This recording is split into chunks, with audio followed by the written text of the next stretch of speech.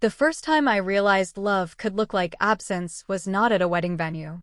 It was at my parents' dinner table when I was 12, clearing plates while Daniel ran in circles with a chocolate-stained grin and applause from everyone at the table. There's a particular kind of silence that wraps around kids like me, dependable, invisible, clapped on the shoulder instead of held. Adulthood didn't cure that feeling. I just got better at ignoring it.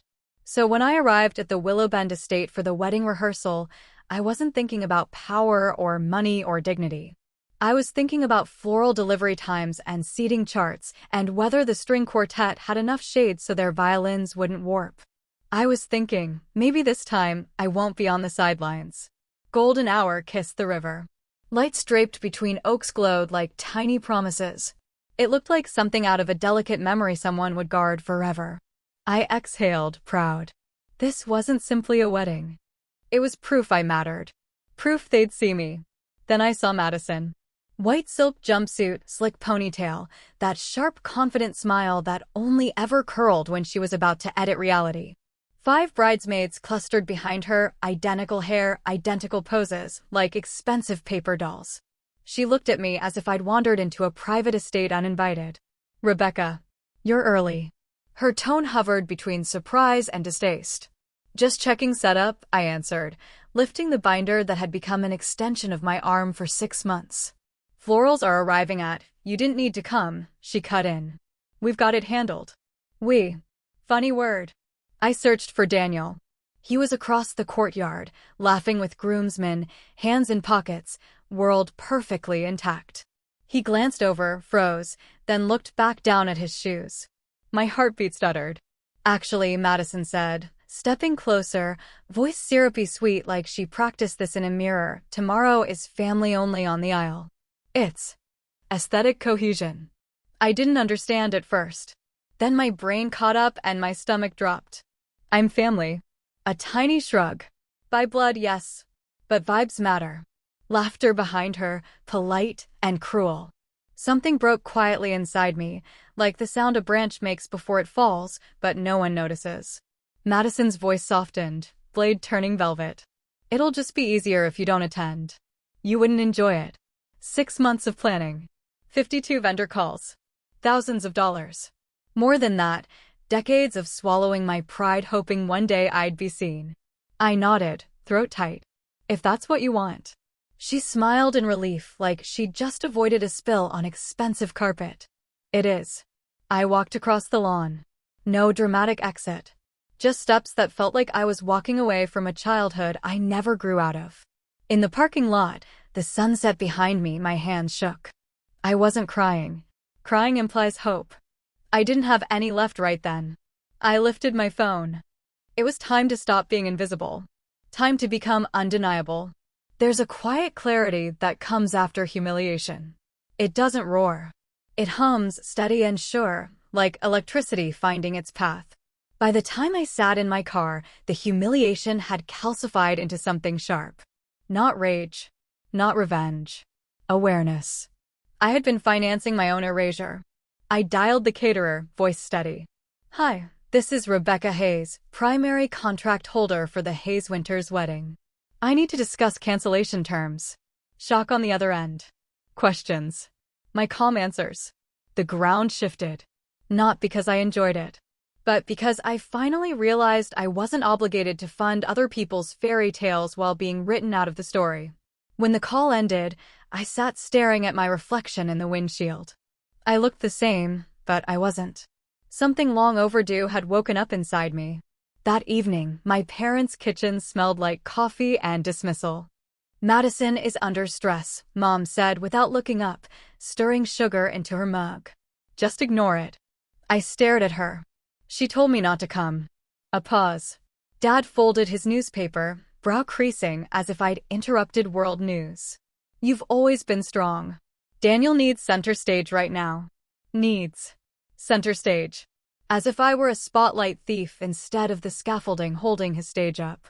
"I paid for everything," I whispered, voice cracking even though I hated letting them hear the hurt. "Yes. And that was very generous," Mom answered, tone implying generosity shouldn't expect gratitude. I excused myself before my hands could start shaking in front of them. Outside, the cool air slapped warmth back into my skin. Independence had always been my identity badge. Turns out, they liked it because it meant they owed me nothing. At home, my office lights spilled over contracts neatly organized, color-coded, annotated. Months of work. Every signature, every clause mine. Jake knocked once and entered with Thai takeout. He didn't ask if I was okay. He just handed me spring rolls and opened his laptop. Show me the paperwork. When he finished reading, he leaned back. You built escape hatches into every contract. Habit, I said. Self-respect, he corrected. You've been mistaking endurance for love.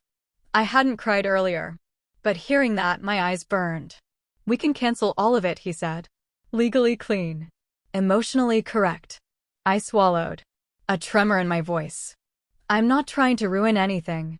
Jake shook his head gently. You're not ruining it. You're refusing to fund people who treat you like furniture. Outside, my phone buzzed with missed calls. Daniel. Mom. Unknown numbers. Panic rippling through their perfect plan. I breathed in. I wasn't being dramatic. I wasn't getting revenge. I was reclaiming a seat at a table I built. And if they preferred I not sit there, fine. I would remove the table. The florist called first. Hi, Rebecca. We just received confusing instructions from the bride. The hesitation was almost comical.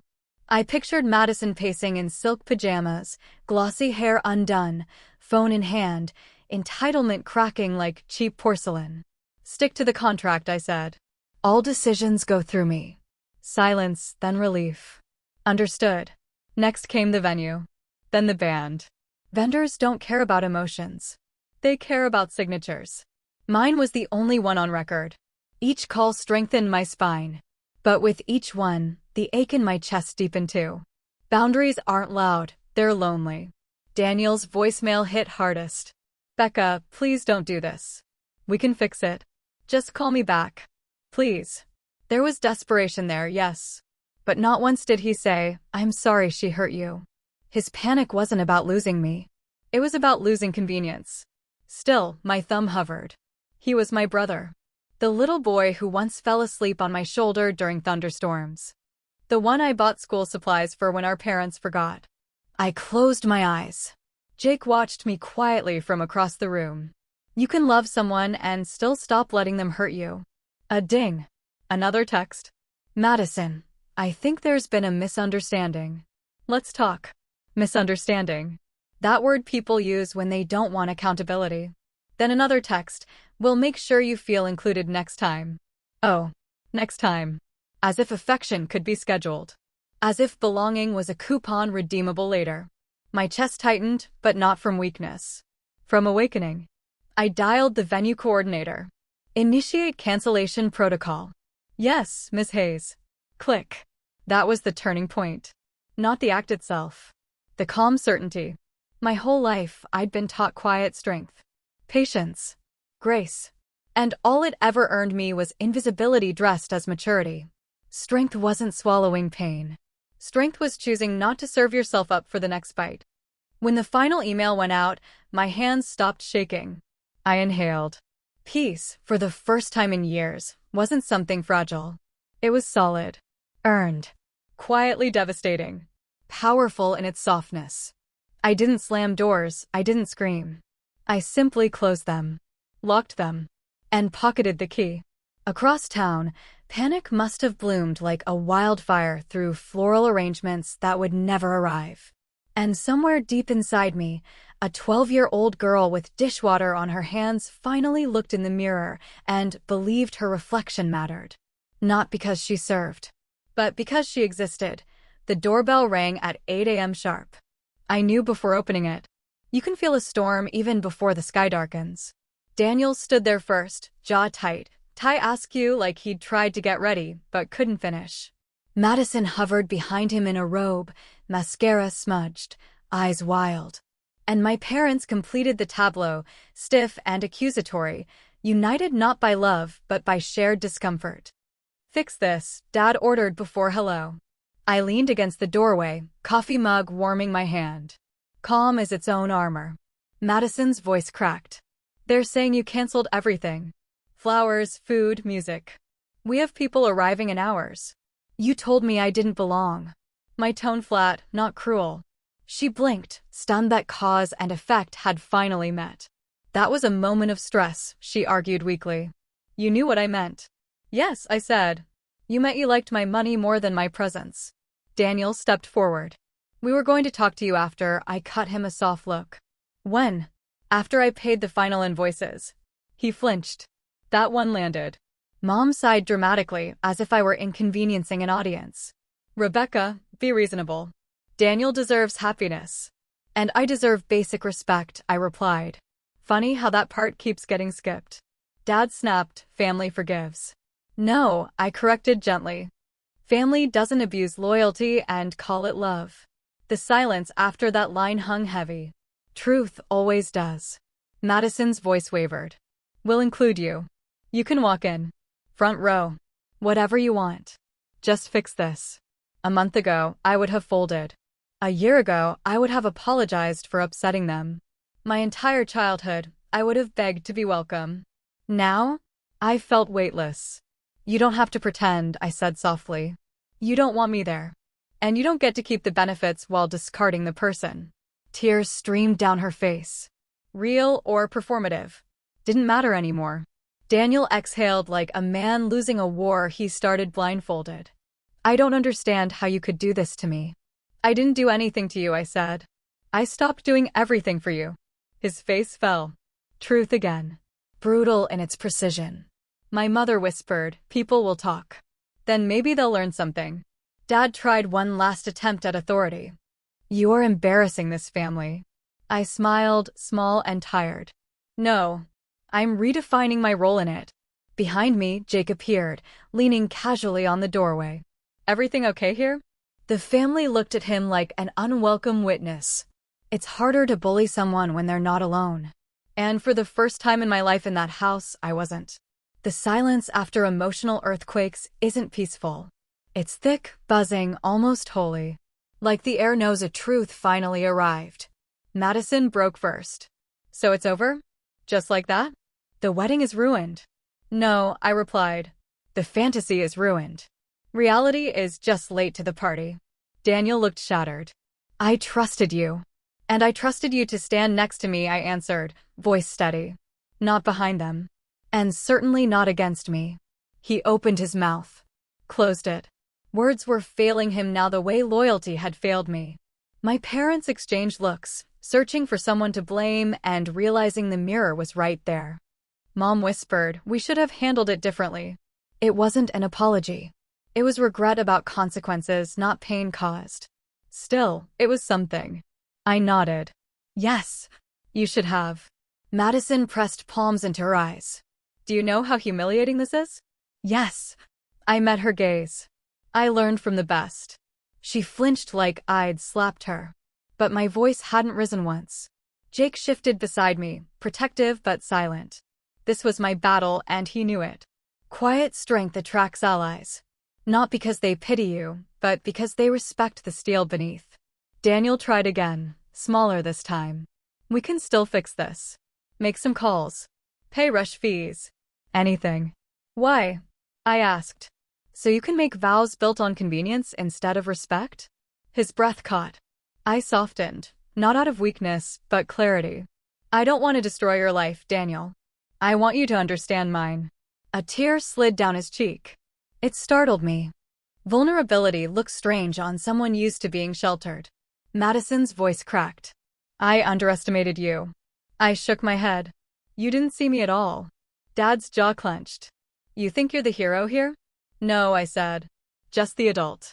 I stepped back, hand on the door. You're free to leave now. You have a lot to rebuild. No slam doors. No dramatic music. Just a quiet click as I closed the world they expected and opened the one I deserved. On the other side, Jake exhaled. You okay? I nodded once. A tear fell, but it didn't weaken me. It baptized the woman I had become. 3 days later, the wedding date came and went. No orchestra by the river. No champagne towers. Just silence and group texts about awkward cancellation calls. I didn't watch social media. Didn't need to. Peace doesn't check who notices it. The world didn't end when I chose myself. It opened. A week later, Dad called. Not demanding. Quiet. We didn't see you, he said. Not really. That was wrong. Progress. Mom took longer. Pride ages slower. But eventually, you deserved better. Daniel sent a single message. I'm learning. Thank you for not protecting me this time. Growth never arrives clean, but it arrived. Madison never apologized. But at family dinners months later, she passed potatoes like she was handing over nuclear codes. Respect can be silent too. Their second wedding was small. Restaurant courtyard. String lights like fireflies. No spotlight, no spectacle. They saved seats for me. Real seats. Not symbolic scraps. Daniel pulled me aside. I'm glad you're here. I looked at him. Not the golden boy. Just my brother. I'm glad I chose to be. The ceremony was humble. Honest. Better than the first could have ever been. Later, I boarded a plane alone. Tuscany. Terracotta rooftops glowing at sunset. Coffee strong enough to reset souls. A table for one overlooking vineyards. Not lonely. Liberated. I toasted the horizon. To boundaries. To self-worth. To the girl who washed dishes and believed silence was love. She didn't disappear. She evolved. Sometimes power is loud. Sometimes it's a whisper. Mine was a quiet refusal that echoed louder than applause ever did. If you've ever been the reliable one, the background strength, the unpaid emotional scaffolding, hear me. You are not selfish for stepping back. You are not cruel for setting limits. You are not invisible unless you agree to be. Sometimes the most radical act is not revenge. It's self-respect. And sometimes the most poetic justice is simply walking away from the table. Especially when you paid for the feast. Wherever you are reading this from, if you've been the strong one your whole life, may you finally choose to be seen.